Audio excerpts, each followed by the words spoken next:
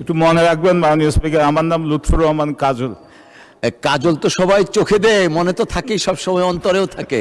ধন্যবাদ অসংখ্য মাননীয় ধন্যবাদ। স্পিকার। আমার মাননীয় মন্ত্রীর কাছে আমার প্রশ্ন, 15 মিটারের যে কালভার্টগুলো, উনি কি এটা একটু বড় করে 30 মিটার দিতে পারেন কিনা চিন্তা ভাবনা করতে, কারণ এটার দুর্যোগ ব্যবস্থাপনা মন্ত্রণালয়ের বরাদ্দগুলো দেওয়া সহজ এলজিডি আরডি মন্ত্রণালয় থেকে। যদি উনি 30 কিলোমিটার কালভার্টগুলো দেয় তাহলে আমাদের জন্য সুবিধা হবে।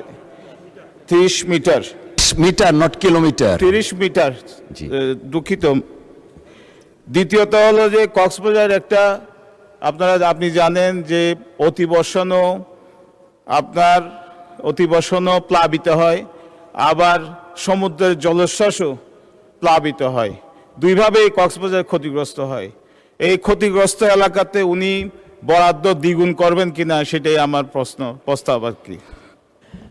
মাননীয় মন্ত্রী মহোদয় প্লিজ। মাননীয় স্পিকার, আপনাকে ধন্যবাদ। আমাদের মন্ত্রণালয় থেকে গ্রামীণ অবকাঠামোর ক্ষেত্রে 4 মিটার থেকে 15 মিটার পর্যন্ত আমরা ব্রিজ কালভার্ট নির্মাণ করে থাকি। তো এটি বড় বড় ব্রিজগুলো আসলে সাধারণত সড়ক জনপথ করে থাকে এবং এলজিডি মিনিস্ট্রি সব ওখান থেকে করা হয়ে থাকে।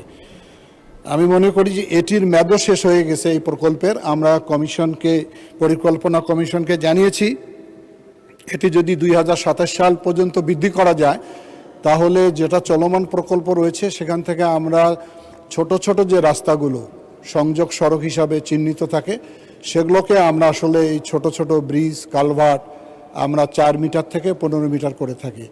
আর ওনার এলাকা তো সবসময় দুর্যোগ প্রবণ কক্সবাজার, সেখানে আমরা সাইকেল সেন্টার করে থাকি এবং সবসময় আমরা এটা নজরদারির মধ্যে রাখি। বড় ধরনের কোনো সাইক্লোন অথবা দুর্যোগ ঘটলে তাৎক্ষণিক আমরা ব্যবস্থা গ্রহণ করে থাকি।